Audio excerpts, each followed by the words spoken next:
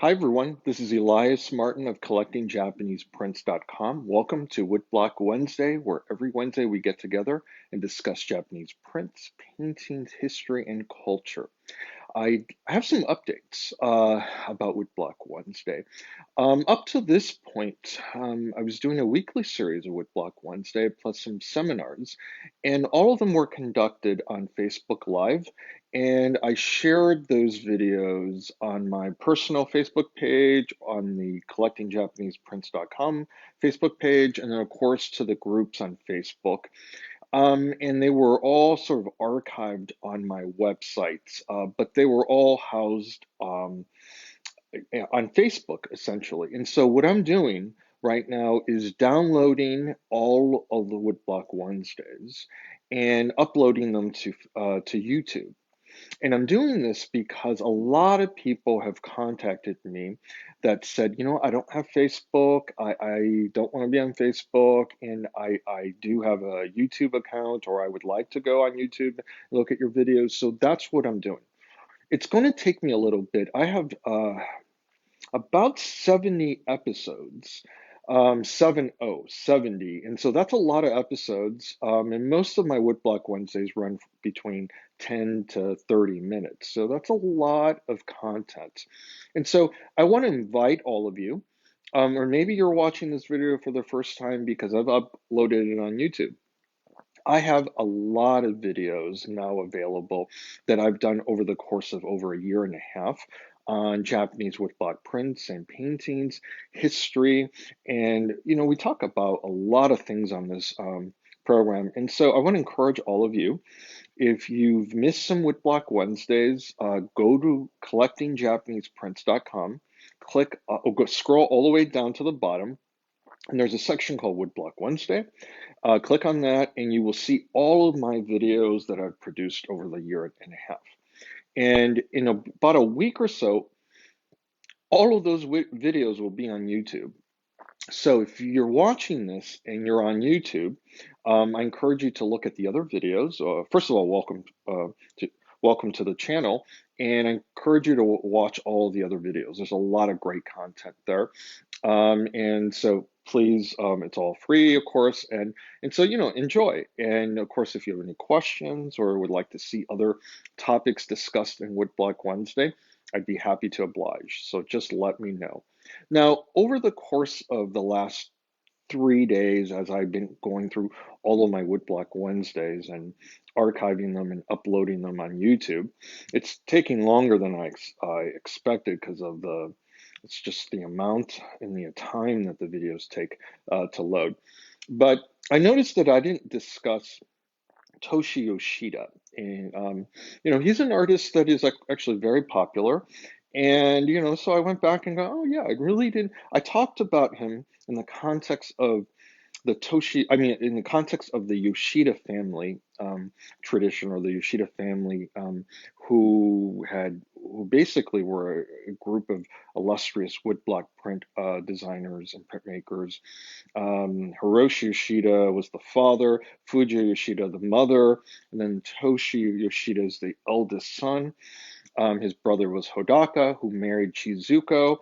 And so this Yoshida family was an amazing, very talented family that spanned generations, producing fantastic artwork in Japan, particular woodblock prints. And so, I did talk about Toshi a little bit, but I want to focus today, on today's Woodblock Wednesday, on Toshi Yoshida, the eldest son of Hiroshi and Fujiya Yoshida. So without further ado, let's go to the table and have a look. So what I've done is I set out a group of Chuban size prints, and I'll discuss what that means and all of these in a little bit. But just to give you some background information, as I said, Toshi Yoshida was the eldest son of the Yoshida family, and he was born in 1911, and he passed away in 1995. And this is his very first series of prints that he produced. It's a Chuban series, meaning that these prints are half the size of an Oban size print.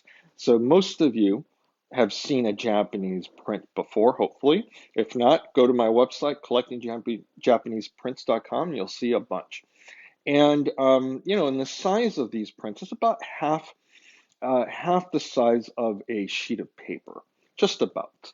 At least the image is. And so this is about the smallest standard size print that you would find in Shinhaga. There are smaller sizes, of course, but they're not seen as often. And so Chuban is basically a common small size print. And this series was done from 1938 to about 1942. And what's interesting about this series is that it was the artist's first series. He basically sharpened his teeth on woodblock print production with this series. And in this early period of his career, he was pretty much drawing much of his inspiration from his father, Hiroshi Yoshida. And I encourage you to look him up as well if you're not familiar with him. And so a lot of these prints have a very strong Hiroshi Yoshida quality, but they're Toshi nonetheless. They're very much his own work, and I'll discuss that in a bit. And it's interesting because this first group of prints illustrate the artist's sort of interest in making his own blocks. So the first row of prints here, I've grouped together. They're out of date actually. They were produced from 38 to 42, so they're not in chronological order. But I put them together based on the fact that there was a group of them that were produced by Toshi Yoshida in the sense that he carved his own blocks for the first group of prints up here. And how you can tell, this seal that's at the very top, it kind of looks like a Jizuri seal. It is not a Jizuri seal. It is a Jikoku seal, spelled Jikoku. Again, that's Jikoku seal. And the reason why this seal is important, it's not applied by hand as a Jizuri seal.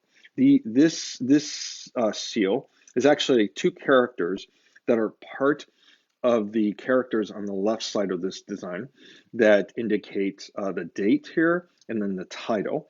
Of course, we have the title in English or in Western script in English and his signature in cursive here and just below his signature in the image. So what I should point out is that in this group of, I think there's 16 prints here, um, there's 5 prints that he actually carved the blocks, and then the Yoshida studio printed the prints, though I'm certain Toshi printed several impressions for himself. So Toshi was very talented, like his father. His father did carve some blocks. He certainly printed some prints, particularly the trial impressions. But generally speaking, Hiroshi Yoshida prints were produced by the studio. And Toshi, being very interested in the production of woodblock prints, learned woodblock carving from being around his father's studio, and he learned how to print prints as well. And so when you're collecting Toshi Yoshida prints, it's always interesting to know which are the designs the artist actually carved himself. And again, I'm going to point out the seal there. There is the seal there. There is the seal there. And again, I shouldn't call it a seal because it's part of the woodblock matrix that he carved. So it's just two characters above the dates, which is above the title in Japanese. But that's what those two characters mean.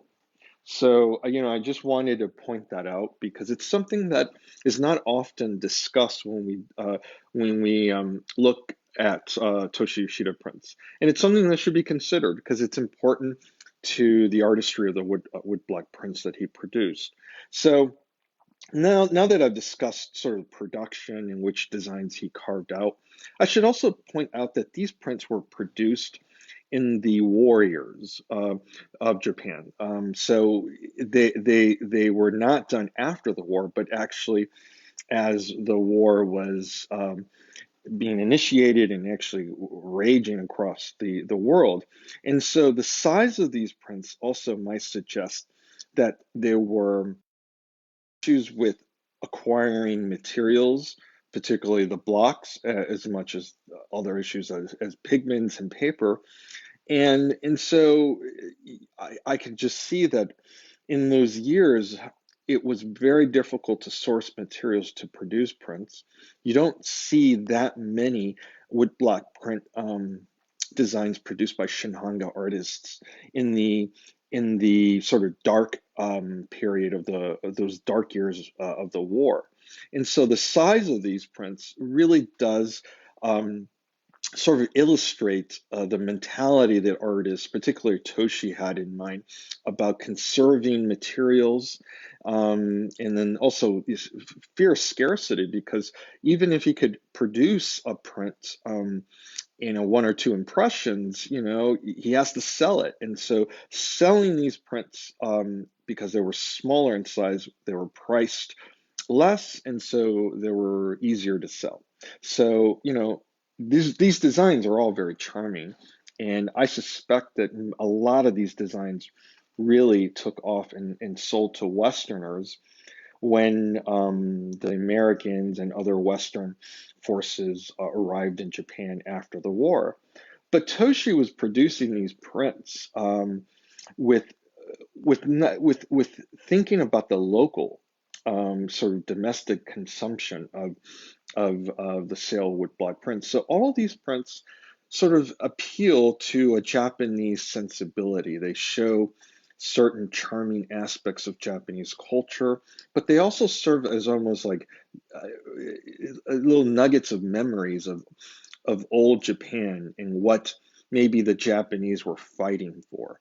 And so, that's interesting to put into context. These designs and the format in terms of when they were originally produced. So what I'm going to do now is I'm just going to basically scroll down my table and just show you these amazing prints.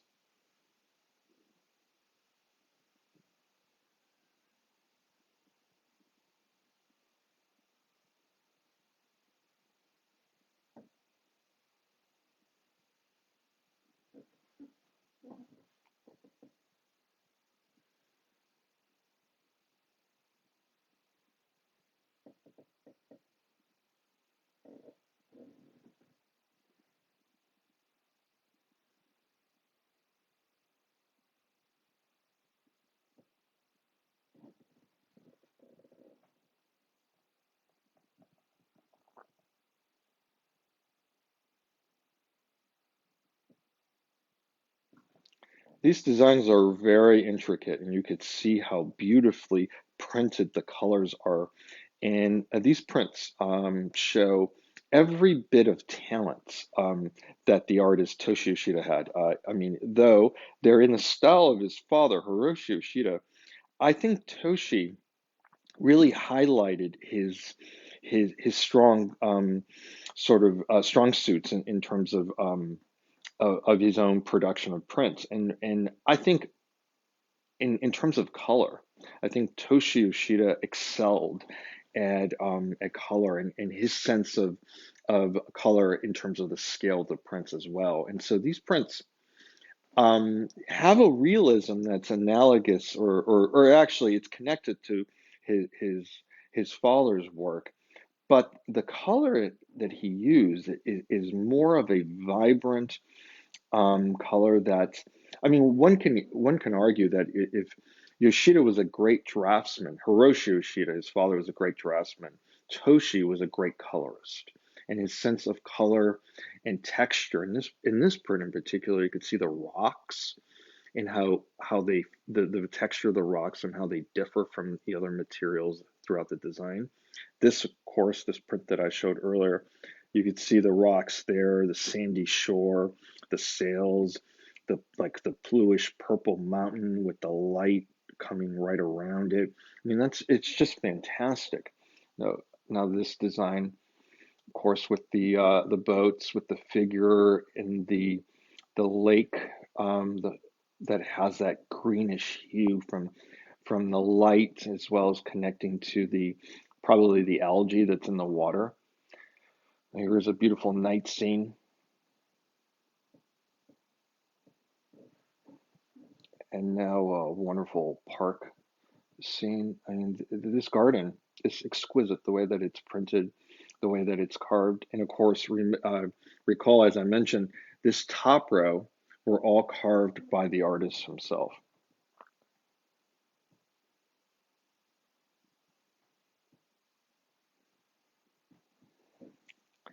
I think Toshi Yoshida's work is interesting for a lot of reasons.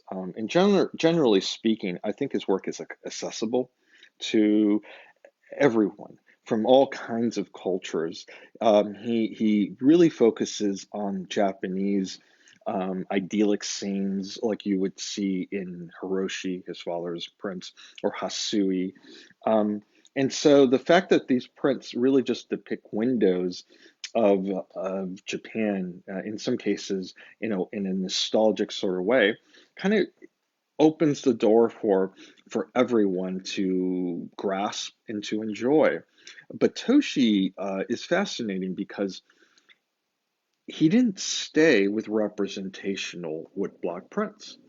You would think an artist that could produce such beautiful, intricate representational designs would continue doing that, and he did. But he also, after his father's passing, he started experimenting and producing woodblock prints done with abstraction as a subject matter. And Hiroshi Yoshida was very against abstraction. He wanted to instill that in his family. And it's funny that when Hiroshi Yoshida passed away, even his wife started experimenting with, pseudo abstract floral designs that are very reminiscent of Georgia O'Keeffe. And so these designs, again, represent Toshi Yoshida's earliest designs when he was really sharpening his teeth on carving and on production of design, all elements of production of prints. And then later, as he mastered the art form, and clearly he did because these prints are just stunning works, he later experimented with all kinds of prints.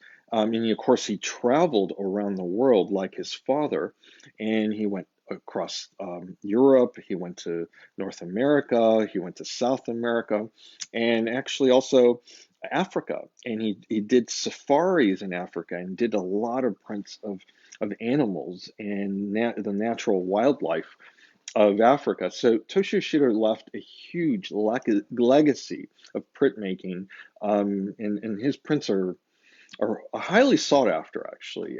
And so I think for collectors and a lot of beginners at collecting woodblock prints, a lot of them ask me, well, where do I start? How do I approach collecting, or which designs or which artists should I consider? And I always tell them that for their money, if you have a limited amount of money to spend on Japanese prints, Toshi Yoshida is a great artist to consider because these prints are all produced by the artist during his lifetime, and the most expensive is about $800. This design sells for about 800 as this. But then, they vary, and there's designs here that sell for 400 and 500 and $600. So the least expensive design in this grouping is about 400, and the most expensive is 800. And when we're considering Hiroshi Yoshida, his most expensive print is probably, let me think, not considering his earthquake prints, but his very large scale prints, maybe $45,000, $50,000, maybe even 60 now that the prices have gone up. And when we're considering his pre-earthquake designs, we're talking about, a sailboat one would be over $120,000 easily. And so in terms of that, if we look at the pricing on these, they're very reasonable. and they're original works that have historical significance, and and they're lovely designs. Now, I want to point out one last thing for the connoisseurs. Now, I want to caution all of you.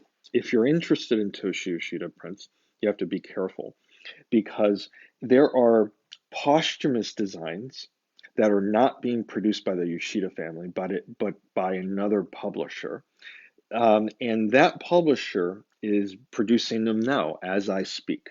And the signature is actually stamped. It looks very close to a pencil signature, but it is not. And with Hiroshi Yoshida prints, you have the same problem. There are posthumous designs being produced with a signature that's stamped that looks very deceptive. So how can you tell that you're acquiring a authentic Toshi Yoshida print produced within the artist's lifetime? That's actually not that difficult. Though there is no Jazuri seal to look towards, you want to flip the print back and look at the reverse.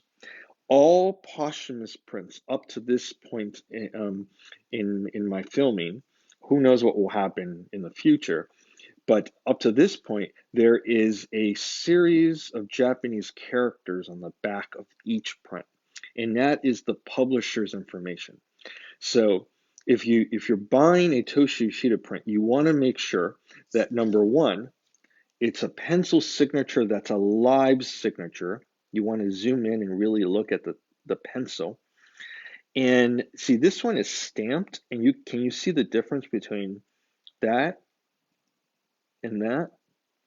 You could kind of see a slight kind of like halo where the paper is embossed by the writing.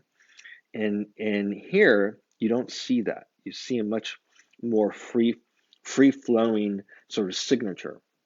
And again, all of these prints, flip them over, there is no Japanese writing on the back. That's very, very important. The Japanese writing on the back is very distinctive, and it's a stamp, and you can't miss it. And so if you're interested in Toshi Yoshida prints and you're buying from a dealer, you want to be careful because not all dealers even know the difference, to be honest. And if they do know the difference, it's been my experience that they're not as forthcoming about the information. They'll just say later Toshi Yoshida prints, but they may not call it posthumous, or they may not call it late 20th century or early 21st century printing. They won't give you the dates, or they may not even say at all what it is. And that's a problem. You see that in auctions. You see that with some dealers who aren't really experts in what they do. They're not professional dealers. They're just people who are collectors who decided to start dealing in prints, and so they don't have the connections to acquire early lifetime impressions, nor do they even, some of them may not have the skill set of even knowing the difference.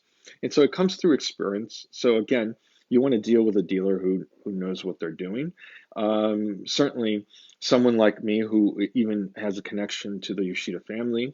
And so, it's one of those things where I caution all collectors, particularly ones who've just started buying prints, to be very careful and to do your research and to carefully know what you're buying. You want to ask all the questions you want to ask, and you shouldn't feel that there's ever a stupid question, because there isn't. The stupidest question is one that's not asked. And so when you're dealing with a dealer, you want to ask, which print of these are your Toshi's pencil signed?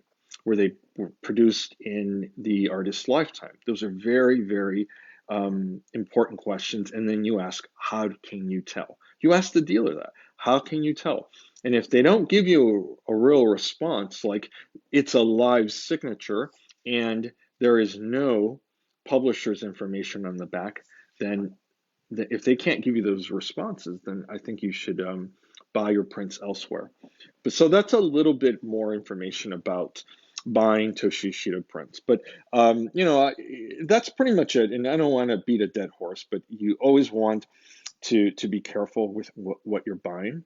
And because there's a lot of material out in the world, a lot of Japanese prints, and these Toshi Yoshida prints were produced in vast quantity after the artist died. While he was alive, they weren't produced as often as you would think. All of these designs are unlimited in edition, which means they were produced as they sold. But it's not one of those things where they just produced a stack of prints and then just kind of sold them.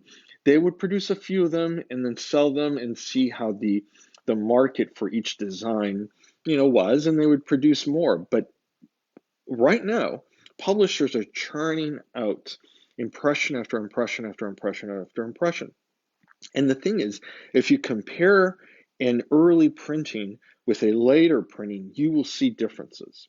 The color is a little bit flatter, it is harsher. So in this print, for example, a later printing won't have the softness of the light from the lanterns. It will be much harsher. It will be less three-dimensional. Here, the print almost sort of invites you into this three-dimensional nightscape where the color and the light sort of create this wonderful, soft, three-dimensional quality in conjunction with the design. The later printings are very harsh. They're very rigid and they don't have that softness. Now, in this particular impression, I've seen later impressions where the kimono is not printed as well. Notice how intricate the kimono is and the dots used in the design. That's not printed all that well. And in this design, you see these lines that are really soft. Well, those lines are very hard in the later printings. And I could go on and on about each particular design and the differences between early and later ones. And that would be an interesting conversation to have, but that this video would go on and on for over an hour. And I don't really want to do that. But at the end of the day, just know that there are definitely nuances that are important to collectors. And these nuances are quite significant from early impressions such as these and later impressions that were done after the artist passed away. So I spoke a lot about a bunch of things, and I see a lot of people are starting to join me. And so I just want to encourage all of you, if you missed the beginning, and I came on a little early today because I have a meeting, I encourage you to please, as soon as I upload the video, have a look at the beginning.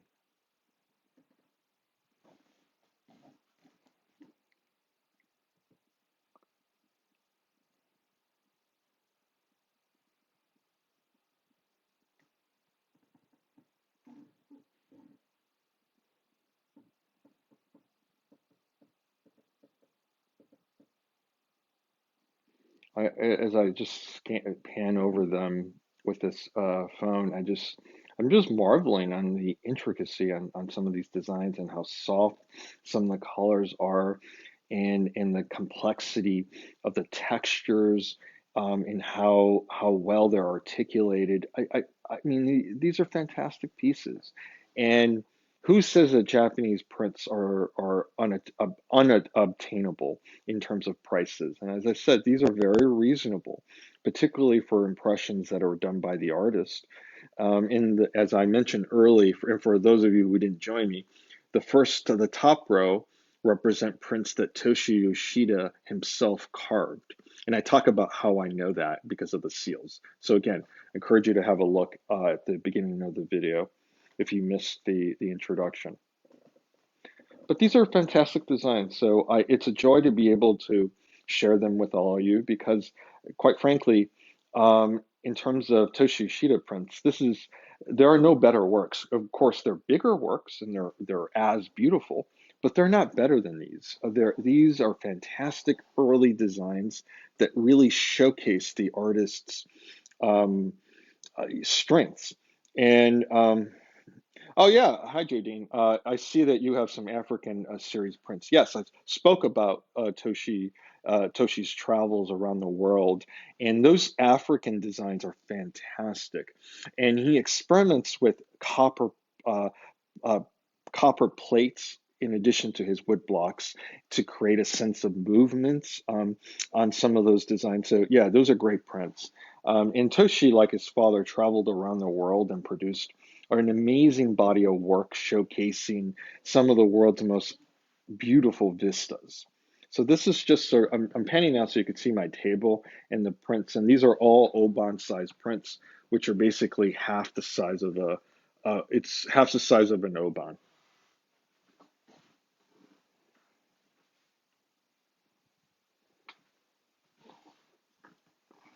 Well, I want to thank all of you for joining me on Woodblock Wednesday. And as I mentioned at the beginning of my video, all of my Woodblock Wednesday videos will now be archived and placed on YouTube.